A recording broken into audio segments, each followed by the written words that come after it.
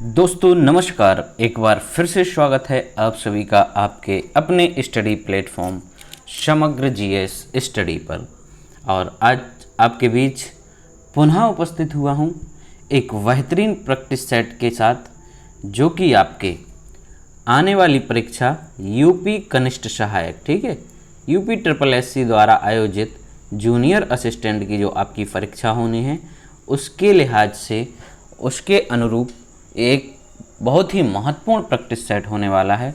तो आप लोगों से मेरी यही अपेक्षा रहेगी कि आप लोग वीडियो को अंत तक देखेंगे, ठीक है, पूरे क्वेश्चन सॉल्व करेंगे मेरे साथ साथ।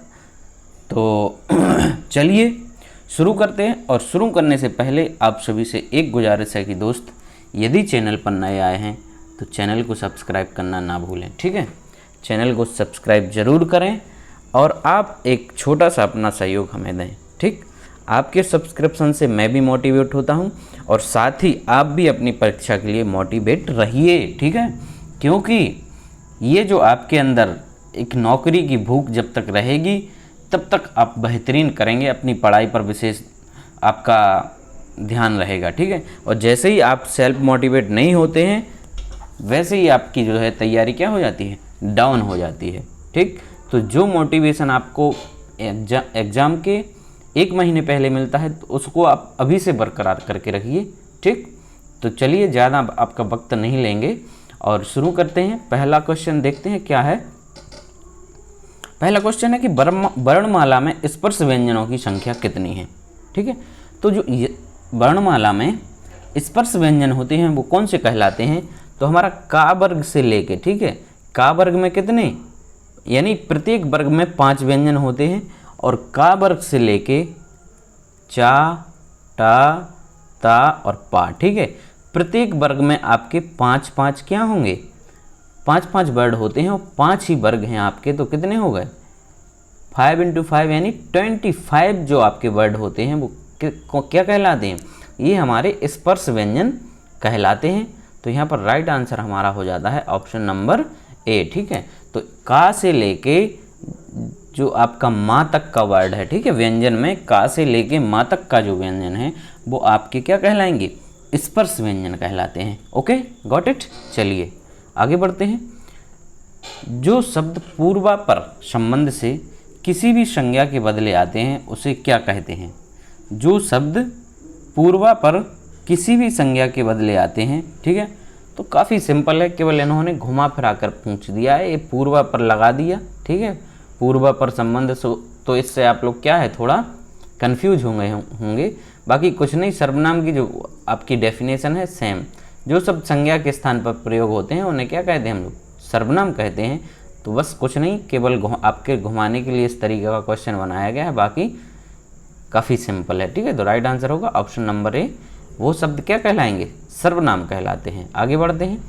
वह पढ़ता है लेकिन बात भी बहुत करता है, ठीक है, व्याकरण की दृष्टि से रेखांकित शब्द को पहचानिए। तो कह रहे कि ये कैसा शब्द है, मतलब वो पढ़ता तो है लेकिन बात भी बहुत अधिक करता है।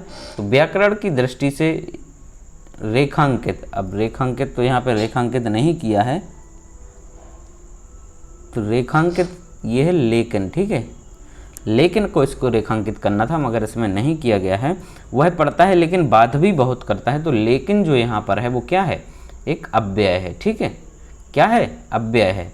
अव्यय वे शब्द जिन पर लिंग वचन कारक का कोई प्रभाव नहीं पड़ता है, ठीक। तो राइट आंसर क्या होगा, ऑप्शन नंबर बी। चौथा प्रश्न है कि इनमें से किस समूह में सभी शब्द शुद्ध लिखे हुए हैं। इस समूह में सभी शब्द कैसे लिखे हुए हैं, शुद्ध लिखे हुए हैं। तो चलिए पढ़ते हैं। प्रकृति, ठीक है, सही लिखा है। फिर कह रहे पुनर्जन्म, ये गलत हो गया, ठीक, तो मतलब ये तो कट जाएगा। प्रकृति सही है, पुनर्जन्म सही है, वर्तना सही है और बलिष्ठ सही है, यानी ऑप्शन नंबर जो यहाँ पर हमारा बी है, इसके सारे शब्द कैसे हैं, शुद्ध लिखे हुए हैं। तो राइट आंसर होगा हमारा ऑप्शन नंबर बी, ठीक है। चलिए आगे बढ़ते हैं। यहाँ पर ये गलती है, ठीक है, इसमें ये हो गई, तो ये तीनों कट जाएंगे, बी वाला करेक्ट हो जाएगा। नेक्स्ट है, दिए गए शब्द का पुल्लिंग शब्द ज्ञात कीजिए। ग्वालिन का कह रहे हैं कि पुल्लिंग बताना है यहाँ पर, तो ग्वालिन का जो पुल्लिंग होगा वो क्या होगा, काफ़ी इजी है, वो होगा ग्वाला। क्या होगा, right answer option number B हो जाता है। आगे बढ़ते हैं, छठा प्रश्न है कि तुलसीकृत शब्द का समास विग्रह करने पर करण कारक की कौन सी विभक्ति मिलती है। तो तुलसीकृत का आप समास विग्रह करेंगे, ठीक है, तो क्या आएगा, तुलसीकृत का जब हम लोग समास विग्रह करते हैं तो इसका जो समास विग्रह होगा वो होगा तुलसी द्वारा कृत। ठीक है, तुलसी द्वारा कृत जो इसका समास विग्रह होगा, तो हमें कौन सी विभक्ति मिल रही, द्वारा विभक्ति यहाँ पर मिल जाती है। Right answer option number A. आगे बढ़ते हैं, कह रहे किस शब्द में उपसर्ग और प्रत्यय दोनों प्रयुक्त हुए हैं। उपसर्ग भी है इसमें और प्रत्यय भी है, तो ऐसा वर्ड यहाँ पर कौन सा दिया गया है, तो हमें यहाँ पर जो दिखाई दे रहा है वो क्या है, अधिकारी शब्द ऐसा है। ठीक है, अधिकारी शब्द ऐसा है जिसमें क्या है, प्रत्यय और उपसर्ग दोनों है। ठीक है, तो इसमें अधि जो है क्या है, उपसर्ग है। ठीक, कार प्लस ई, तो ये उपसर्ग और ये प्रत्यय हो गया। ठीक है, नेक्स्ट है, सप्तऋषि का संधि विच्छेद क्या होगा। सप्तऋषि का जो संधि विच्छेद होगा वो क्या होगा, तो दोस्तों ये जो है, ये कौन सी संधि का उदाहरण आपको लग रहा है, सप्तऋषि का जो संधि विच्छेद होगा वो होगा हमारा क्या, ऑप्शन नंबर सी, सप्त प्लस ऋषि। राइट आंसर सी हो जाएगा, और संधि होगी इसमें कौन सी, गुण। आगे बढ़ते हैं, कह रहे अव्ययी भाव समास का उदाहरण है। अव्ययी भाव का यहाँ पर कौन सा होगा उदाहरण, कह रहे पल पल, अन्न जल, अंत और अंत अनंत, धर्माधर्म। तो इसमें से जो अव्ययी भाव समास का उदाहरण है वो कौन सा होगा हमारा यहाँ पर, वो है पल पल। राइट आंसर क्या होगा, ऑप्शन नंबर ए करेक्ट हो जाता है। नेक्स्ट क्वेश्चन है कि सदा सच बोलना चाहिए, यह किस प्रकार का वाक्य का भेद है। सदा सच बोलना चाहिए, ये किस प्रकार का है, तो ये जो है हमारा कैसा, इच्छावाचक है। ठीक है, कैसा, इच्छावाचक वाक्य भेद है। ठीक, तो राइट आंसर होगा हमारा क्या, ऑप्शन नंबर बी। नेक्स्ट है कि खिलाड़ी किस प्रकार का शब्द है। खिलाड़ी जो कह रहे कि तद्भव है, विदेशज है, देशज है, वर्णसंकर है। तो ये जो खिलाड़ी है वो कैसा है, देशज शब्द है दोस्त। कैसा है, देशज शब्द है। प्लेयर ये हो जाएगा हमारा, ये विदेशज हो जाएगा। नेक्स्ट है, अम्बुज तथा अम्बुधि शब्दों के अर्थभेद। ठीक है, अम्बुज, तो अम्बुज मतलब होता है हमारा किसका, अम्बुज, तथा अम्बुधि शब्दों के अर्थभेद यहाँ पर होंगे। तो अम्बुज जो होता है वो होता है हमारा क्या, कमल। ठीक है, कमल, और अम्बुधि धी यानी, तो ये सागर के हो जाते हैं। ठीक है, पानी के जो पर्यायवाची हैं, पानी के पर्यायवाची में जहाँ पर जा लग जाएगा, तो पानी का जा मतलब जन्म लेने वाला, तो पानी में जन्म लेने वाले वो क्या हो गए, कमल के, जैसे जलज। ठीक है, तो ये हो जाते हैं किसके, कमल के।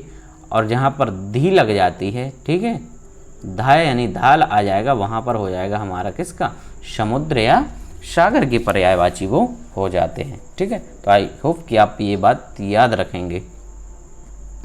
नेक्स्ट अगला क्वेश्चन है कि पक्ष शब्द किस अर्थ का वाचक नहीं है। ठीक, तो पक्ष का मतलब एक पक्ष, यानी 15 दिन का जो पक्ष होता है उसको पखवाड़ा भी कहते हैं। ठीक है, कि हमने आपका पक्ष रख लिया। ठीक, इसके अलावा पार्श्व को भी पक्ष कहते हैं और पंख को भी पक्ष कहते हैं। यहाँ पर जो दिया गया है पखेरु वो है, इसका अर्थ नहीं है, तो राइट आंसर हो जाता है ऑप्शन नंबर ए।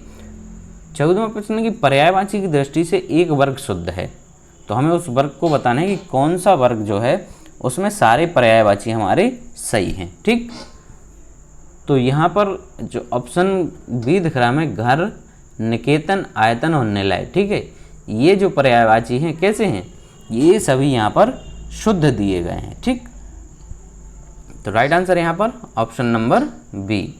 कौन सा होगा? ऑप्शन नंबर बी यहाँ पर करेक्ट हो जाता है। 15वां क्वेश्चन कह रहा है कि निम्नलिखित में से विलोम की दृष्टि से सही शब्द युग्म कौन से हैं? आग्रह का विग्रह नहीं होता, अपकर्ष का उपकर्ष नहीं है, ठीक है, और यहाँ पर जो है जारज का औरस, तो ये हमारा करेक्ट हो जाता है। क्या है? उत्सर्जन विसर्जन,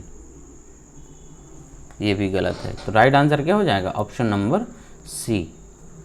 16वां क्वेश्चन है कि जिसकी दो माताएं हों के लिए इनमें से उपयुक्त शब्द क्या है? जिसकी दो माताएं हों के लिए उपयुक्त शब्द होगा वो होगा द्वय मात्रका। क्या होगा? द्वय मात्रका जो है वो दो माताओं के लिए उपयुक्त शब्द होता है, ठीक। जिसकी दो माताएं होती हैं उसको द्वय मात्रका कहेंगे। 17वां है कि स्वावलंबी होने के लिए सही मुहावरा कौन सा है? तो स्वावलंबी मतलब अपना कार्य खुद से कर लेना, तो ये हो जाएगा हमारा स्वयं के पैरों पर खड़ा होना, ठीक है। अपने पैरों पर खड़ा होना का मतलब स्वावलंबी, इसीलिए कहा जाती है स्वावलंबी बनिए, ठीक है, ठीक है। स्वावलंबी बनने का अर्थ है कि अपना काम स्वयं करना सीखिए। आगे बढ़ते हैं। 18वां है कि रस सूत्र के जनक कौन माना जाता है? रस सूत्र के जनक किसको मानते हैं? तो हम लोग भरत मुनि को क्या मानते हैं? रस सूत्र का जनक मानते हैं, ठीक है। और इनके अनुसार जो रसों की संख्या है वो कितनी है? भरत मुनि के अनुसार एक बार और हमने डिस्कस किया था 8 हैं, ठीक है। और वैसी रसों की संख्या है 9, लेकिन वर्तमान में 2 और रस बताए थे हमने। एक कौन सा? वात्सल्य, और एक वो धार्मिक भगवत रस, ठीक है। भगवत रस और वात्सल्य रस को भी उसमें अब लोग ऐड करने लगे हैं। तो भरत मुनि के अनुसार जो रसों की संख्या थी वो 8 थी, ठीक है। और इन्हीं को रस सूत्र का जनक कहा जाता है। 19वां कि एक छंद में कितने चरण होते हैं? एक छंद में कितने चरण होते हैं? तो एक छंद में जो चरण होते हैं वो 4 होते हैं। कितने? 4 होते हैं। करेक्ट आंसर हो जाएगा ऑप्शन नंबर ए। 20वां क्वेश्चन, नहीं पराग नहीं मधुर मधु, नहीं विकास एहि काल, अली कली ही सो बंध्यो, आगे कौन हवाल। इसमें कौन सा अलंकार है? काफ़ी फेमस है दोस्ती, ये आपको कई बार कई जगह मिल जाएगा, ठीक है। तो इसको तो आप बिल्कुल रट्टा मान लीजिए, अन्योक्ति अलंकार होता है इसमें, ठीक है।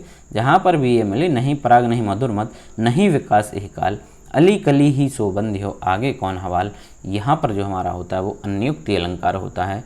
राइट आंसर यहाँ पर बी हो जाता है, ठीक है। और ये जो लाइनें हैं शायद ये बिहारी जी की हैं, ठीक है। किसकी हैं? ये बिहारी जी की लाइनें हैं। आगे बढ़ते हैं। कह रहे चित्त वर्णन एक ऐसी कला है जिसमें मन के भाव होते हैं। कैसे होते हैं? तो मन के भाव हमारे, जब हमारे मन में कोई भाव हो, ठीक है, विचार हो, तो उसको प्रकट करने के लिए हम क्या कहेंगे? क्या करेंगे? चित्रकला उसको बनाएंगे, ठीक है। चित्र के भाव से उसको व्यक्त कर देंगे, तो मन के भाव क्या होते हैं? इसमें प्रकट होते हैं। राइट आंसर होगा ऑप्शन नंबर डी।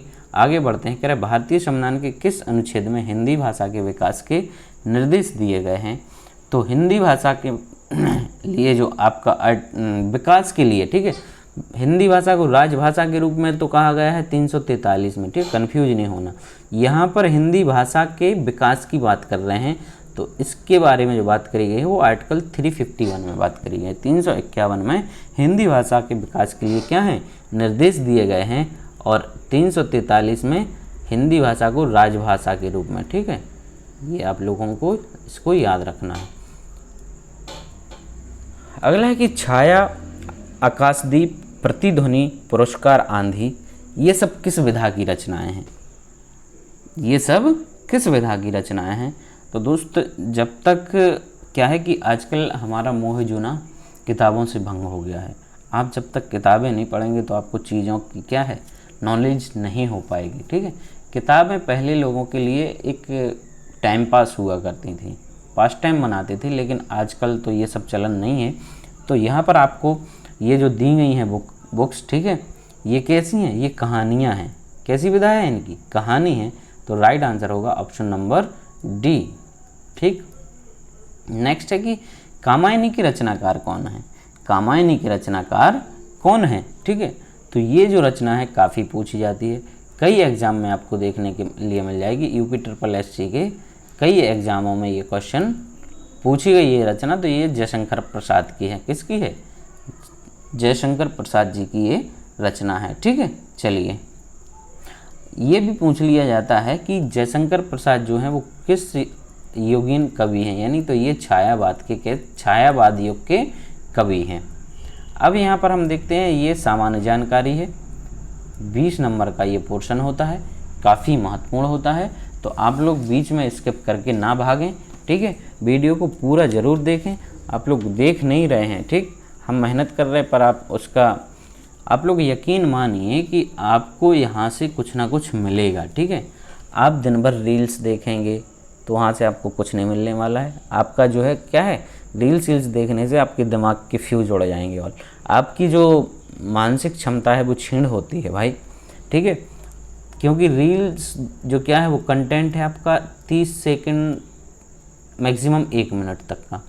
तो इसमें हमारे माइंड को क्या है, स्थिर नहीं रह पाता हमारा माइंड। स्किप इसमें आप करते जाते हैं तो माइंड पर फिर आप थोड़ा ज़्यादा देर के लिए पढ़ने बैठते या कुछ करते हैं तो आपका माइंड स्थिर नहीं रहता है। ठीक, इसलिए भाई उसके चक्कर में ना पड़ें, पहले एक अच्छी सी नौकरी ले लें, इसके बाद फिर तो भाई लाइफ आपकी है, जो करना हो करो। ठीक, अभी आपके साथ कई लोगों की अपेक्षाएं जुड़ी हैं, आपकी खुद की तो हैं ही, साथ में आपके परिवार वालों की हैं। तो आप लोग, इसीलिए मैं कह रहा हूँ कि आप लोग ऐसी वीडियो देखें।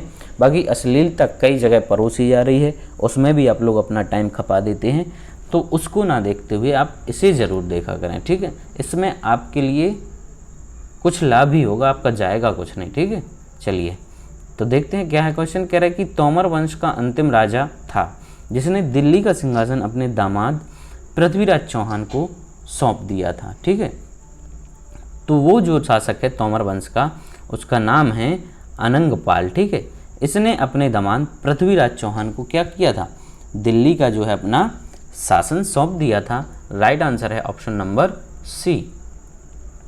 47वां है कि ब्रिटिश इतिहासकारों में से किसने भारतीय इतिहास को 3 भाग हिंदू, मुस्लिम और ब्रिटिश काल में विभाजित किया है। तो एक ब्रिटिश इतिहासकार हैं, उनका नाम है जेम्स मिल साहब। ठीक है, इनके द्वारा जो है भारतीय इतिहास को 3 भागों में बांटा गया है, हिंदू, मुस्लिम और ब्रिटिश में विभाजित किया गया है। ठीक है, तो राइट आंसर है यहाँ पर ऑप्शन नंबर ए हो जाता है। 48वां प्रश्न है कि अलीपुर बम केस में निम्नलिखित में से कौन सा क्रांतिकारी शामिल नहीं था। अलीपुर बम केस में इनमें से कौन सा क्रांतिकारी शामिल नहीं था। अरविंद घोष थे, रामबिहारी बोस थे और बाघा जतिन थे। विपिन चंद्र पाल जो हैं वो इसमें नहीं थे। ठीक है, इसमें ये शामिल नहीं थे। राइट आंसर है आपका यहाँ पर ऑप्शन नंबर डी। 49 क्वेश्चन की निम्न में से कौन से युग्म सही सुमेलित हैं। कह रहे कि डलहौजी सती प्रथा का उन्मूलन, डलहौजी सती प्रथा का उन्मूलन, देखना अभी ये, हाँ ठीक,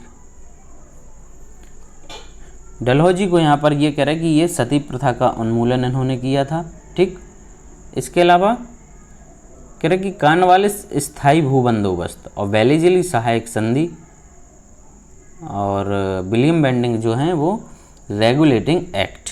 ठीक, तो यहाँ पर जो करेक्ट होगा आपका वो हो जाता है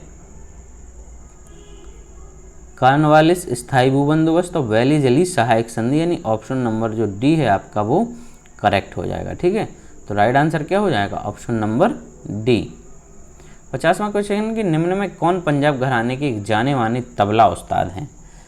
पंजाब घराने के हैं और एक जाने माने तबला उस्ताद हैं, वो कौन हैं। राइट आंसर है यहाँ पर आपका अल्लाह रखा। ठीक है, नाम इनका आपने सुना होगा, अल्लाह रखा। ठीक, तो एक जाने माने तबला वादक हैं और ये पंजाब घराने से ताल्लुक़ रखते हैं। ठीक, चलिए पटियाला शैली होती है एक उसके ये। फिर कह रहे हैं मयूरभंज की जो खान है किसके लिए जानी जाती हैं। तो मयूरभंज की जो खानें हैं दोस्त वो किसके लिए जानी जाती हैं, ये लौह अयस्क के लिए जानी जाती हैं। किसके लिए, लौह अयस्क के लिए। राइट आंसर होगा ऑप्शन नंबर सी। आगे बढ़ते हैं, ये फिर मैच कराना है। कह रहे कि रेलवे उपकरण कोच्चि, गैप नहीं दिया है थोड़ा, पर रेलवे कह रहे रेलवे उपकरण जो हैं वो कोच्चि में बनते हैं।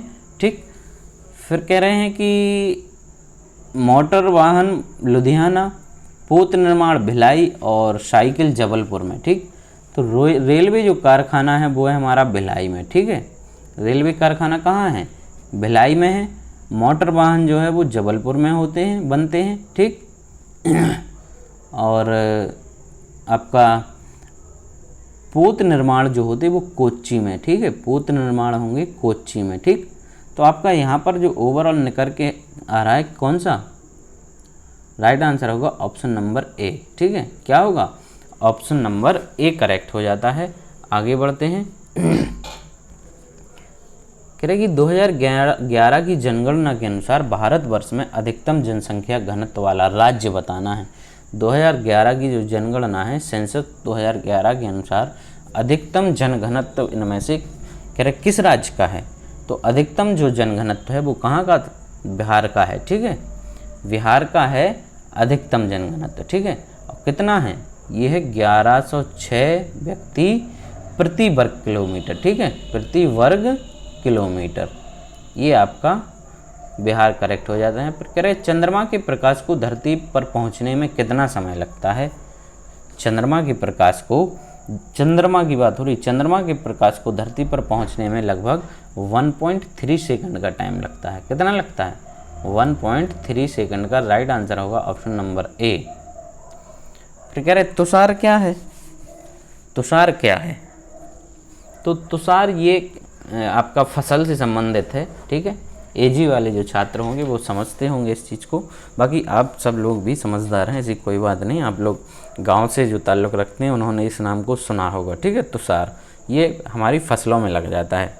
तो क्या होता है कि ठंडी सतहों पर बने जो हिमांक से नीचे संघनन होने पर बनते हैं। ठीक है, तुषार जो है एक प्रकार से ये सर्दियों के टाइम में आपका जो चना मटर की जो फसल होती है उसमें ये लग जाता है तुषार। ठीक है, तो आप समझ गए हैं कि ठंडी सतहों पर बने जो हिमांक से नीचे संघनन होने पर ये बनते हैं। ठीक, चलिए नेक्स्ट 56वां क्वेश्चन है कि पंचायत राज प्रणाली ... के सिद्धांत पर आधारित है। किस आधार पर ये कौन से आधार पर कह रहे कि ये आधारित है? किस सिद्धांत पर आधारित है? तो ये जो आधारित है वो सत्ता के विकेंद्रीयकरण के ऊपर है। किसके ऊपर है? सत्ता के विकेंद्रीयकरण के सिद्धांत पर आधारित है। ठीक है, मतलब इसका ये अर्थ हुआ कि कुछ मामलों में जो है पंचायत को निर्णय लेने का अधिकार है। ठीक है, कुछ स्थानीय मामलों के बारे में पंचायत को क्या है? निर्णय लेने का अधिकार किसके पास है? इसी पंचायत के पास है, इसलिए इसको विकेंद्रीयकरण सिस्टम कह देंगे। विकेंद्रीयकरण सिद्धांत पर ये आधारित है। 57 में कि भारत के पंचायत राज प्रणाली में कितने स्तर हैं? तो आप सभी लोग जानते हैं, पहली ग्राम पंचायत होती है, दूसरी जो है वो ब्लॉक पंचायत और तीसरी है जिला पंचायत, यानी 3 स्तर होते हैं। करेक्ट आंसर हो जाएगा ऑप्शन नंबर सी।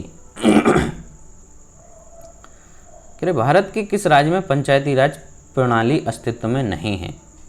मतलब अभी भी भारत के किस राज्य में पंचायत प्रणाली अस्तित्व में नहीं है? ठीक है, तो यहाँ पर जो दिए गए हैं हमारे जो पूर्वोत्तर वाले राज्य हैं जैसे नागालैंड, असम और मिजोरम, इनमें अभी भी पंचायत वाला सिस्टम नहीं चलता है। ठीक है, ठीक है, इनको एक स्पेशल राज्य का दर्जा मिला हुआ है आर्टिकल 243 के द्वारा। ठीक है, यहाँ पर इन सबको पंचायती राज का जो पंचायती राज को 9वें भाग में कहा गया है संविधान की। ठीक है, संविधान के भाग 9 में पंचायती राज से संबंधित छूट इनको मिली हुई है। कह रहे भारत के उपराष्ट्रपति को इनके द्वारा चुना जाएगा। इनके द्वारा चुना जाएगा भारत के उपराष्ट्रपति को। तो भारत के उपराष्ट्रपति को लोकसभा सदस्य, राज्यसभा सदस्य या संसद के दोनों सदस्य, तो संसद के दोनों सदस्य इसको चुनेंगे। ठीक है, उपराष्ट्रपति को कौन चुनेंगे? संसद के दोनों सदस्य चुनेंगे। राइट आंसर हो जाएगा ऑप्शन नंबर सी। आपातकाल की उद्घोषणा आर्टिकल 352 के प्रवर्तन में होने पर निम्नलिखित में से किस मूल अधिकार को निलंबित नहीं किया जा सकता? मतलब इमरजेंसी के टाइम में भी किस मूल अधिकार को निलंबित नहीं किया जाएगा? तो ये होता है हमारा दैहिक स्वतंत्रता का अधिकार। ठीक है, ऑप्शन नंबर जो सी है दैहिक स्वतंत्रता का अधिकार हमारा इसमें निलंबित नहीं होता, बाकी ये सारे क्या हैं, निलंबित हो जाएंगे। ठीक है, मूल अधिकार। भारतीय राष्ट्रीय भुगतान निगम की स्थापना किस अधिनियम के प्रावधानों के तहत की गई थी? भारतीय राष्ट्रीय भुगतान नियम की जो है स्थापना करेगी किस अधिनियम के प्रावधानों के तहत की गई थी? तो यहाँ पर इसका जो हमारा राइट आंसर है ऑप्शन नंबर ए, भुगतान और निपटान प्रणाली अधिनियम 2007। ठीक है, भुगतान और निपटान प्रणाली अधिनियम 2007 के तहत इसकी स्थापना की गई थी। 62 में कि प्रधानमंत्री रोजगार सृजन कार्यक्रम किस केंद्रीय मंत्रालय से संबंधित है? प्रधानमंत्री रोजगार, तो यहाँ पर रोजगार है मतलब, तो ये है हमारा सूक्ष्म लघु और मध्यम उद्यम मंत्रालय। ठीक है, सूक्ष्म लघु एवं उद्यम मंत्रालय के अंतर्गत ये कार्यक्रम चलता है। ठीक है, नेक्स्ट है 2011 की जनगणना के अनुसार जन्म के समय किस राज्य में आयु संभावित सबसे अधिक है? जन्म के समय कौन से राज्य में आयु जो है संभावित सबसे अधिक है? तो वो है हमारा केरल राज्य। ठीक है, और यहाँ पर जो साक्षरता दर है वो भी सबसे अधिक है। ठीक, तो राइट आंसर हो गया। मतलब ये कह के लिए इसको आप रिलेट कर सकते हैं कि जो लोग साक्षर होते हैं वो अच्छे खासे संपन्न होते हैं और इस हिसाब से उनकी जो है आयु क्या होगी, अधिक होगी। इस तरीके से आप कई चीज़ें हैं जो रिलेट करके पढ़ेंगे तो आपको काफ़ी आसानी हो जाती है। 64 में है कि 2011 की जनगणना के अनुसार उत्तर प्रदेश के किस जिले की जनसंख्या जो है वो सबसे अधिक है? तो ये आपको पहले भी बताइए कि उत्तर प्रदेश में जो सबसे अधिक जनसंख्या वाला शहर है या ज़िला है तो वो है हमारा इलाहाबाद। कौन सा है? इलाहाबाद। वर्तमान इसका नाम हो गया प्रयागराज। 65वां क्वेश्चन है, भारत की जनसंख्या इतिहास में किन दशकों को जनसंख्या विस्फोट की अवधि कहा जाता है? मतलब कह रहे किस किस एज में जो है जनसंख्या सबसे अधिक बढ़ी है? तो सबसे अधिक जो जनसंख्या बढ़ी है हमारी कब बढ़ी है? 1951 से 1981। ठीक है, इस दौर में जो है जनसंख्या विस्फोट हुआ है 1951 से लेकर 1981 तक। ठीक है, इसके बाद अब हमारा एक और महत्वपूर्ण टॉपिक शुरू होता है। ठीक है, कंप्यूटर का यहाँ पर पोर्शन शुरू हो रहा, तो कंप्यूटर का लेते हैं हम लोग। अपना पहला क्वेश्चन कह रहा है कि सुपर कंप्यूटर का उदाहरण है। हमें यहाँ पर कुछ कंप्यूटर्स के नाम दिए गए हैं, कह रहे सुपर कंप्यूटर के उदाहरण हैं इनमें से। पढ़ते हैं चलिए। क्रे, ये सुपर कंप्यूटर है। क्रे XMP24 ये भी है, और तिन्हे 2 ये सभी यानी यहाँ पर क्या हैं, ये सारे के सारे ही सुपर कंप्यूटर दिए गए हैं। तो राइट आंसर होगा ऑप्शन नंबर डी। आप लोग याद रखेंगे इनको। क्रे हुआ, क्रे XMP हुआ, और तिन्हे 2 जो हुआ, ये सब क्या हैं, सुपर कंप्यूटर ही हैं। 67वां क्वेश्चन है कि निम्नलिखित में से कौन सा एक ऑनलाइन चैट सॉफ्टवेयर नहीं है? आप इनमें से कहाँ पर ऑनलाइन जो है चैट नहीं कर पाएंगे? ठीक, तो इंटरनेट रिले चैट पर तो आप कर लेंगे, गूगल टॉक पर भी कर लेंगे, स्लैक पर भी कर लेंगे। ये है AWS जो है, इस पर आप चैट नहीं कर पाएंगे। ठीक है, इसका जो फुल फॉर्म है वो है अमेज़न वेब सर्विस। ठीक है, Amazon web service. Right answer होगा ऑप्शन नंबर डी। आगे बढ़ते हैं। कह रहे निम्नलिखित में से कौन सा सशक्त पासवर्ड के लिए मानक नीति को संतुष्ट करना है? सशक्त पासवर्ड में आपका क्या होना चाहिए? एक कैपिटल लेटर होना चाहिए, एक स्मॉल लेटर होना चाहिए, कोई नंबर होना चाहिए, ठीक है, स्पेशल कैरेक्टर भी होना चाहिए। तो आपका वो क्या हो जाएगा? एक सशक्त पासवर्ड हो जाएगा। तो यहाँ पर हमारा दिया, देखिए इसमें ये आपको यहाँ पर सारी चीज़ें मिल जा रही हैं। ठीक है, सारी चीज़ें यहाँ पर मिल जाएंगी, तो ये क्या हो जाएगा? आपका एक सशक्त पासवर्ड हो जाएगा। राइट आंसर होगा ऑप्शन नंबर ए। फिर कह रहे हाई लेवल लैंग्वेज में लिखा गया प्रोग्राम कहलाता है, क्या कहलाता है? तो हाई लेवल लैंग्वेज में लिखा गया प्रोग्राम जो कहलाता है वो कहलाता है सोर्स कोड। राइट आंसर क्या होगा? Option number A, source code. MS word में गो टू मेन्यू के लिए शॉर्टकट की है। MS वर्ड में गो टू मेन्यू पर जाने के लिए आपका जो शॉर्टकट होता है तो क्या होगा, Ctrl+G आप दबाएंगे तो आप कहाँ पहुँच जाएंगे, मेन्यू के लिए आप लोग पहुँच जाएंगे। ठीक, नेक्स्ट है एक सुनिश्चित cell address. Absolute cell address में पंक्ति नंबर और कॉलम लेवल से पहले संकेत होता है, क्या होता है, तो यहाँ पर जो संकेत होता है वो होता है क्या, ये डॉलर वाला साइन।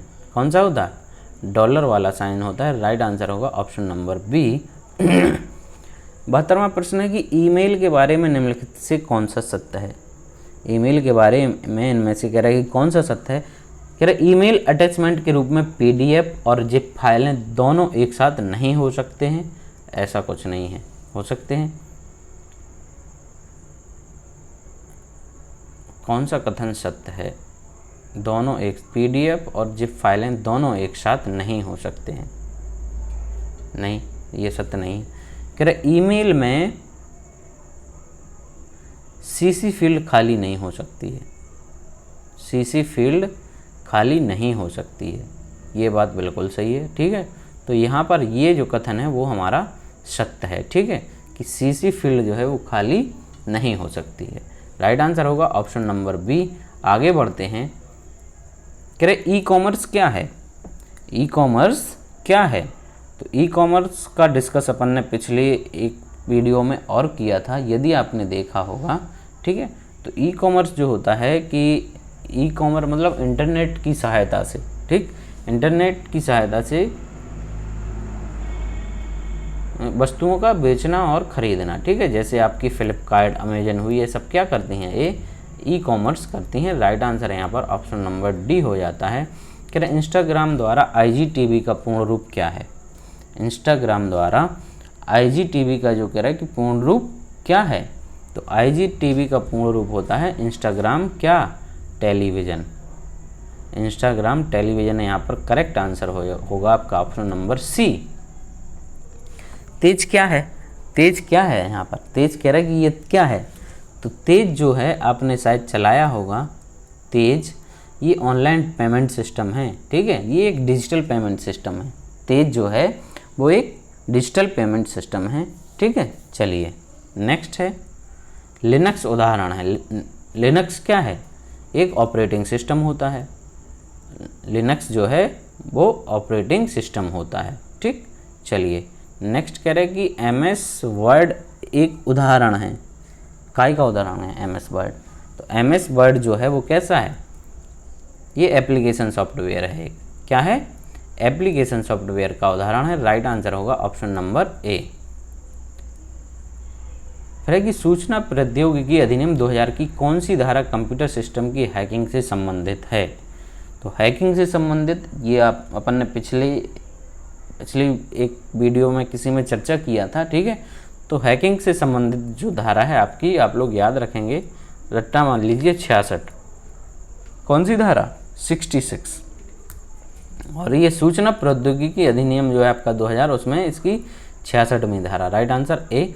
मूल तत्व का संचालन कौन करता है, मूल तत्व का संचालन कौन करता है, तो मूल तत्व का संचालन जो करता है IoT सेवा प्रदाता। कौन करेगा, IoT सेवा प्रदाता। राइट आंसर होगा ऑप्शन नंबर सी। चलिए अब है ये हमारा अंतिम क्वेश्चन होगा यहाँ पर कंप्यूटर का। कह रहे डेटा का संग्रह है जिसका उपयोग मात्रा में किया जाता है फिर भी समय के साथ तेज़ी से बढ़ रहा है। क्या है ये, डेटा का एक संग्रह है जिसका उपयोग मात्रा में किया जाता है फिर भी इसका जो है समय के साथ तेज़ी से बढ़ रहा है, तो इसका जो है राइट आंसर बिग डेटा। क्या है, बिग डेटा। यहाँ पर करेक्ट आंसर होगा ऑप्शन नंबर सी। अब है हमारा अगला पोर्शन जो है यूपी स्पेशल का। ये तो आपके किसी भी एग्ज़ाम के लिए आपके लिए बेनिफिट रहेगा, चाहे आप BPO की तैयारी कर रहे हैं, BDO की, और यहाँ आप UP+SC के लिए तो है ही, और या UP+ कुछ भी हो, सभी जगह आपको UP+ यूपी स्पेशल पूछा जाता है। तो आप लोग इसको बड़े ही ध्यान से पढ़ेंगे। ठीक, अब कह रहा है यूनाइटेड प्रोविंस कब उत्तर प्रदेश बना था, तो यूपी का ये पुराना नाम था आपका यूनाइटेड प्रोविंस या संयुक्त प्रांत इसको कहा जाता था। तो तो ये हमारा 26 जनवरी 1950 को क्या बन गया था, उत्तर प्रदेश बन गया था। ठीक है, तो राइट आंसर हो गया हमारा ऑप्शन नंबर क्या, सी। राइट आंसर क्या होगा, ऑप्शन नंबर सी। नेक्स्ट है कि उत्तर प्रदेश में नींबू प्रधानता कहाँ उगाया जाता है। तो नींबू जो सर्वाधिक उगाया जाता है वो कहाँ पर, ये सहारनपुर और मेरठ में उगाया जाता है। कहाँ पर उगाया जाता है, सहारनपुर और मेरठ में उगाया जाता है। राइट आंसर होगा ऑप्शन नंबर ए। ठीक है, चलिए, आई होप कि आपको मज़ा आ रहा होगा। उत्तर प्रदेश के निम्नलिखित में से किस शहर में भारतीय रेल की कोच निर्माण इकाई, आधुनिक रेल कोच फैक्ट्री यानी मॉडर्न कोच फैक्ट्री स्थित है। तो मॉडर्न कोच फैक्ट्री जो स्थित है कहाँ पर है, ये हमारी रायबरेली में। ठीक है, कहाँ पर है, रायबरेली में ये कोच फैक्ट्री जो है स्थित है। तो राइट आंसर है ऑप्शन नंबर ए। 84वां क्वेश्चन है कि निम्नलिखित में से कौन सी कंपनी का उत्तर प्रदेश में विनिर्माण सेटअप नहीं है। मतलब यहाँ पर कौन सी कंपनी है इनमें से जो अपना निर्माण करती है, उसका यहाँ पर सेटअप मतलब निर्माण यहाँ पर नहीं करती है उत्तर प्रदेश में, ये कहना चाह रहे हैं यहाँ पर। ठीक है, तो यामा का यहाँ पर है, होंडा का भी है, टाटा मोटर्स का है, स्कोडा जो है इसका यहाँ पर प्रोडक्शन नहीं होता है। ठीक है, यहाँ पर इसकी प्रोडक्शन यूनिट नहीं है। ठीक है, स्कोडा जो है, स्कोडा की क्या आती हैं, गाड़ियाँ आती हैं 4 व्हीलर्स। तो इसका जो विनिर्माण सेटअप है वो कहाँ पर है, तो ये पुणे में है। स्कोडा का कहाँ पर है, पुणे महाराष्ट्र में। ठीक, नेक्स्ट है कि उत्तर प्रदेश भारत का सबसे अधिक आबादी वाला राज्य है और जनगणना 2011 तक की दी गई संख्या के अनुसार इसकी आबादी का घनत्व प्रति वर्ग किलोमीटर है। तो यहाँ पर पूरे यूपी की बात की जा रही है कि पूरे यूपी का जो जनघनत्व है वो कितना है, तो इसका है 829 व्यक्ति प्रति वर्ग किलोमीटर। ठीक है, 829 व्यक्ति प्रति वर्ग किलोमीटर। ठीक, चलिए नेक्स्ट 86वां प्रश्न है, निम्नलिखित पंक्तियों में उत्तर प्रदेश की किस लोक नृत्य के बारे में बात की जा रही है। चलिए पढ़ते हैं इन पंक्तियों को। कह रही है संतुलन का एक कठिन कार्य है जहां पर्दे में एक महिला नर्तकी लकड़ी के पिरामिड मंच पर 108 तेल के लैंपों को अपने सिर पर रखकर प्रदर्शन करती है। गीत मुख्य रूप से इस क्षेत्र में पैदा हुए भगवान कृष्ण की प्रशंसा और सम्मान के लिए लिखे गए हैं। तो ये किस चीज़ के बारे में यहाँ पर बात कर रहे हैं। ठीक है, तो ये जो बात कर रहे हैं यहाँ पर कौन से नृत्य के बारे में, उत्तर प्रदेश का एक फेमस नृत्य है। ठीक है, ये ब्रज क्षेत्र में है हमारा चरकुला नृत्य। कहाँ पर होता है, ब्रज क्षेत्र का ये फेमस नृत्य है चरकुला नृत्य। राइट आंसर होगा ऑप्शन नंबर ए। ठीक है, 87वां क्वेश्चन है कि डॉट डॉट उत्तर प्रदेश राज्य की पारंपरिक अर्ध ऐतिहासिक कहानियों एवं गाथा, अर्ध ऐतिहासिक कहानियों एवं गाथा गीत का नृत्य नाटक है। ठीक है, तो गाथा गीत का नृत्य नाटक है। ठीक है, तो इसका जो राइट आंसर है हमारा स्वांग होगा। ठीक है, राइट आंसर क्या होगा, ऑप्शन नंबर सी जो है स्वांग यहाँ पर करेक्ट हो जाता है,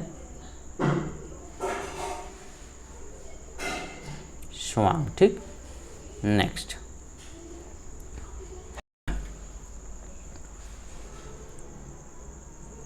क्वेश्चन है कि परमहंस श्री श्री योगानंद गिरी जिन्होंने पश्चिम के योग के ज्ञान से परिचित कराया का जन्म डॉट डॉट में हुआ था। ठीक है, तो श्री श्री योगानंद गिरी जी महाराज जो हैं इनका जो जन्म हुआ था वो कहाँ पर हुआ था, गोरखपुर में हुआ था। ठीक है, कहाँ पर हुआ था, गोरखपुर में हुआ था। राइट आंसर क्या हो जाएगा, ऑप्शन नंबर सी। ठीक, चलिए अगले प्रश्न की ओर बढ़ते हैं। कह रहे एक ग्राम में ग्राम के वार्डों से चुने हुए कितने सदस्य होते हैं जिन्हें पंच कहा जाता है। ठीक, कितने सदस्य होते हैं जिन्हें पंच कहा जाता है, तो ये जो चुने हुए वार्ड मेंबर होते हैं वो कितने हो सकते हैं, ये 7 से लेकर 17 हो सकते हैं। ठीक है, कितने सदस्य होते हैं, तो गांव में कई वार्ड होते हैं उस हिसाब से कितने 7 से 17 सदस्य हो सकते हैं जिन्हें क्या कहा जाता है, पंच कहा जाता है। तो राइट आंसर होगा यहाँ पर ऑप्शन नंबर बी। फिर निम्नलिखित नेताओं में से कौन से नेता गोरखनाथ मंदिर और मठ के मुख्य पुजारी भी हैं। तो भाई इन्हें कौन नहीं जानता है, सारी दुनिया इनको जानती है। ठीक, राइट आंसर होगा ऑप्शन नंबर बी, माननीय योगी आदित्यनाथ जी। ठीक है, हमारे बाबा जी जो हैं वो कहाँ के, गोरखनाथ जो मठ है वहाँ के मुख्य पुजारी भी हैं। ठीक, चलिए नेक्स्ट। कह रहे उत्तर प्रदेश राज्य में उर्दू को द्वितीय राजभाषा कब घोषित किया गया था।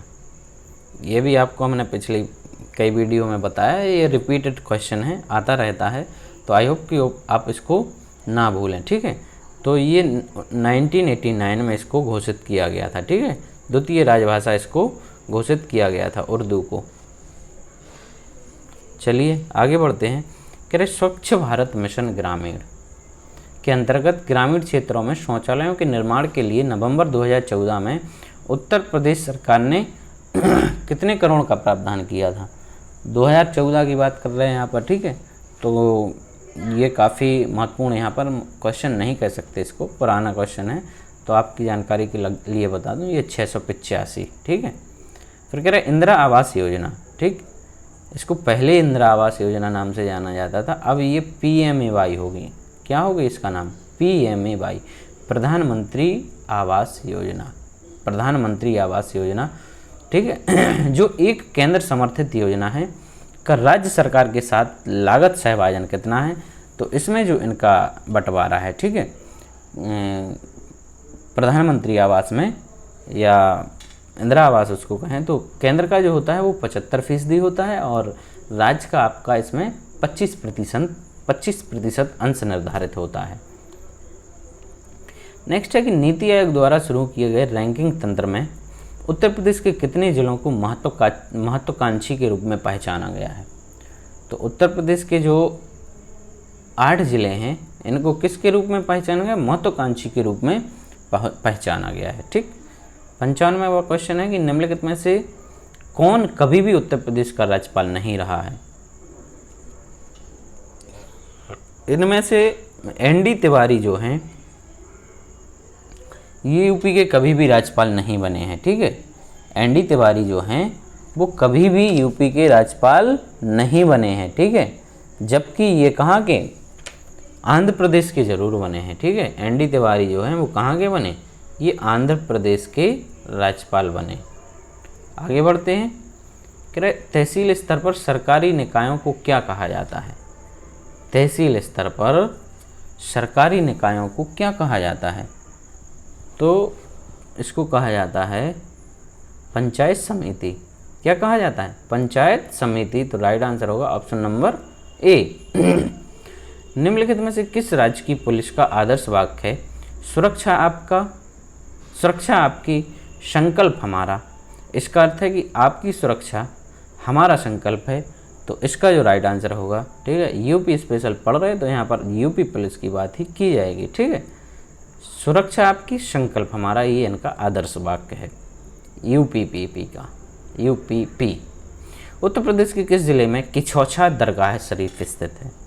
किछौछा दरगाह शरीफ जो है करे उत्तर प्रदेश के किस ज़िले में स्थित है, तो ये है हमारी अम्बेडकर ज़िले में। ठीक है, अम्बेडकर ज़िले में स्थित है किछौछा दरगाह। नेक्स्ट है उत्तर प्रदेश में किस प्रकार की मिलें सबसे अधिक संख्या में। किस प्रकार की मिलें यूपी में सबसे अधिक होंगी, तो चीनी यानी गन्ना उत्पादन में उत्तर प्रदेश पहले स्थान पर आता है, तो यहाँ पर क्या होंगी, चीनी जो मिलें हैं वो यहाँ पर सर्वाधिक मिलेंगी। राइट आंसर हो जाता है ऑप्शन नंबर डी। अगला क्वेश्चन है कि एक बिस्वा 1 बीघा से क्या अनुपात है। एक बिस्वा का 1 बीघा से क्या अनुपात होता है। ठीक है, एक बिस्वा और 1 बीघा का जो अनुपात है वो 1:20 का अनुपात होता है। ठीक है, एक बिस्वा 1 बीघा का जो अनुपात होता है ये 1:20 का होता है। और ये चीज़ें हैं क्या, ये भूमि मापने की इकाई है। ठीक है, ज़मीन को जो मापा जाता है, खेतों को मापते हैं, वो इसकी इकाई है। ठीक, तो राइट आंसर यहाँ पर हो गया option number D. I hope कि आपने इसको एंजॉय किया होगा। यदि एंजॉय किया है तो एक लाइक ज़रूर दें और साथ ही कमेंट करके भी बताएं भाई, और वीडियो को क्या बोलते हैं, उसको चैनल को सब्सक्राइब ज़रूर कर लें। Thank you.